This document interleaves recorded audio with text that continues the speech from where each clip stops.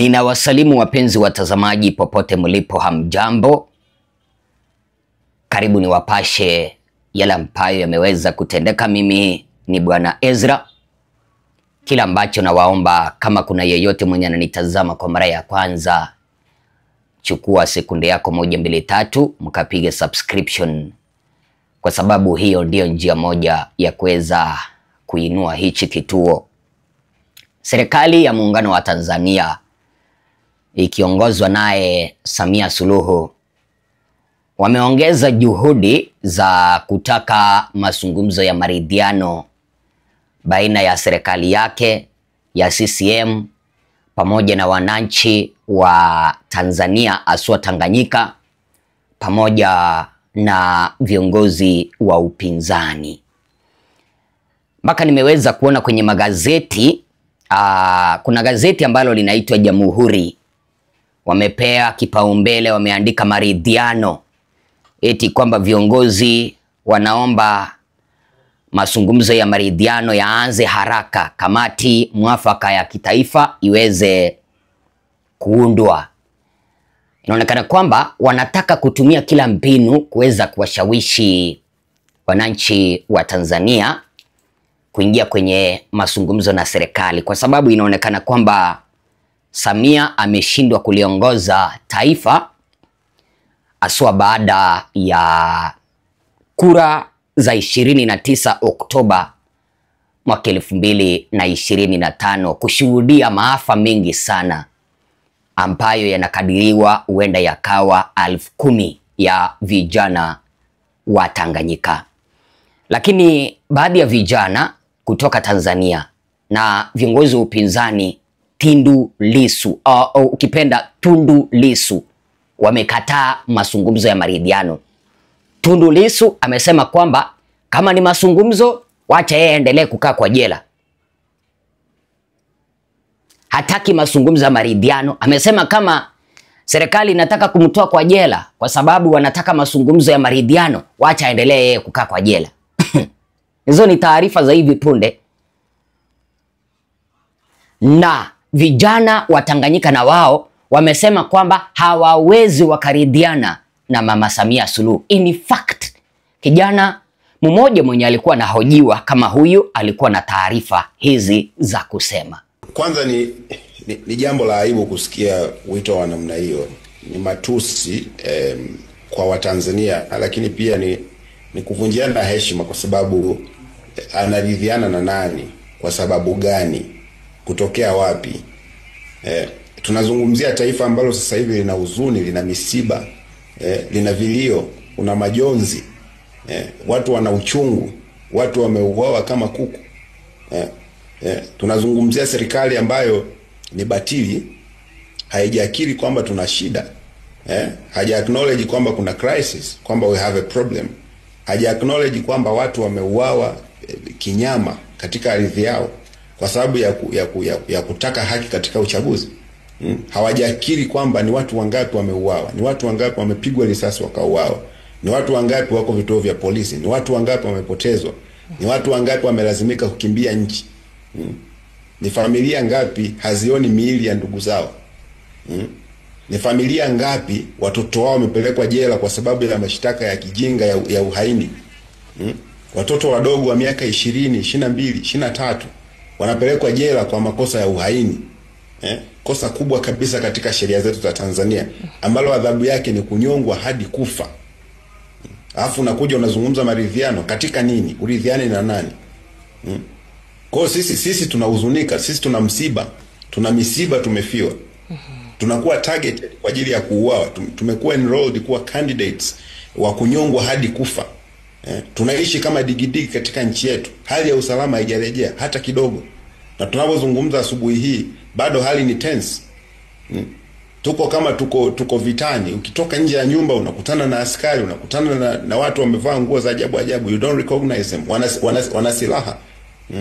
Hatuwezi ku-exercise movement kama kawaida yetu. Hatuwezi hata kujieleza mitandaoni. Alafu unazungumzia maridhiano. Kwa hiyo anapoambia maridhiano, mumuuliza anaridhiana na nani na kwa sababu gani? Hatuhitaji kuchezewa na kufanywa michezo ya kisiasa ambayo wamekuwa wanaifanya miaka yote. Wanaiba uchaguzi, wakimaliza uchaguzi wanasema tufanye maridhiano. Akaridhiane na Watanzania ambao wanavuja damu. Kwa hivyo mpenzi mtazamaji, umeweza kusikia kauli ya huyu kijana.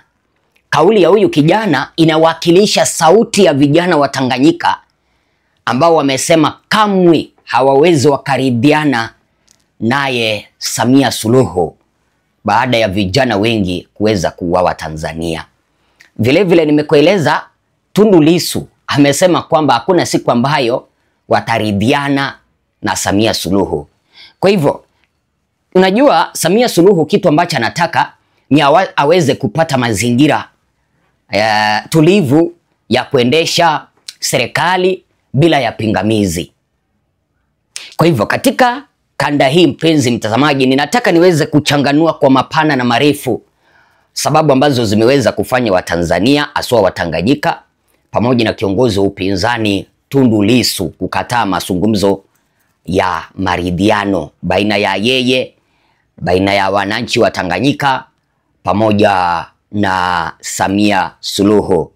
Kabla ya hapo, wacha tuniweze kukuomba kwa moyo mkunjufu, endapo kuna yeyote mwenye ananipata kwa mara ya kwanza, tafadhali chukua sekunde yako moja mbili kapige subscription.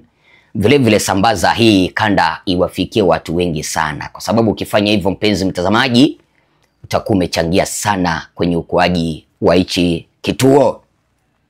Sababu nambari moja ambayo imefanya wananchi pamoja na viongozi wa upinzani wamekataa mazungumzo ya maridhiano ni mauaji ya halaiki ambayo yalitokea Tanzania. Viongozi wa upinzani na wananchi wakiridhiana na Samia Suluhu, itakuwa kana kwamba wamemuosha Samia ile damu ambayo aliweza kumwaga ya vijana wa Tanganyika. Hivyo basi zile familia ambazo ziliweza kupata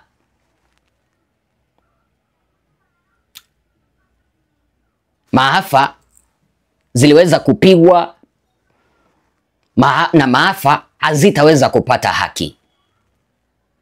So hawa viongozi wa upinzani na wananchi hawataki kabisa kuweza kumuosha Samia Suluhu aweze kutakata. Naweza nikakupea mfano mzuri kama taifa letu la Kenya.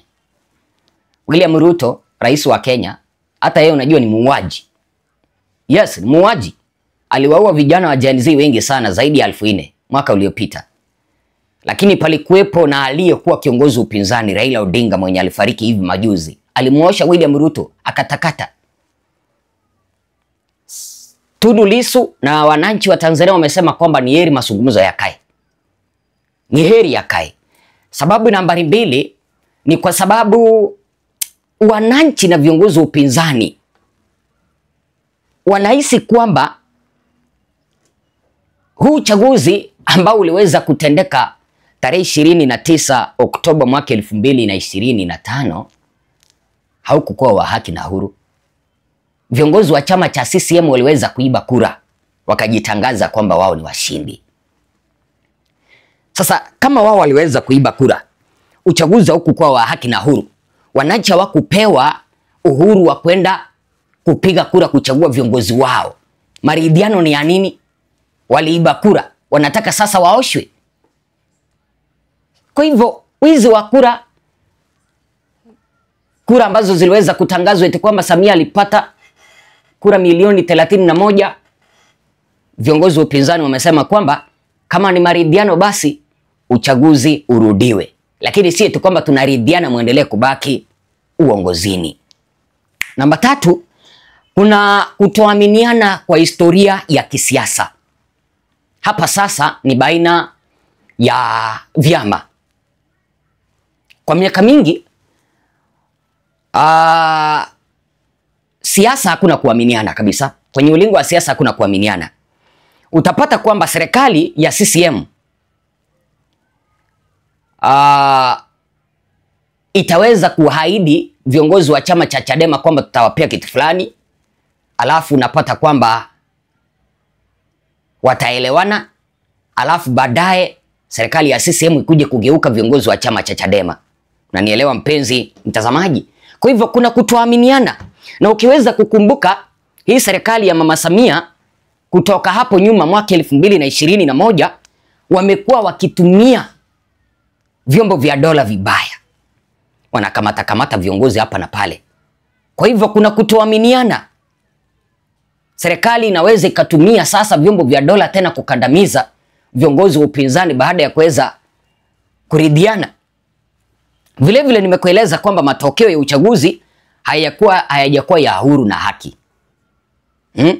Uchaguzi huu wa mwaka 2025 haukukuwa wa huru. Kwa hivyo viongozi wa upinzani wanasema kwamba hakuna haja ya maridhiano kipindi ambapo uchaguzi waliweza kuiba. Jambo lingine ni ukandamizaji wa kisiasa. Ukandamizaji wa kisiasa. Viongozi wa upinzani wamekuwa wakikandamizwa, wananchi wa Tanganyika wamekuwa wakikandamizwa. Kwa hivyo basi hawataki mambo ya maridhiano. Lakini kuna kitu ambacho unapaswa kukijua.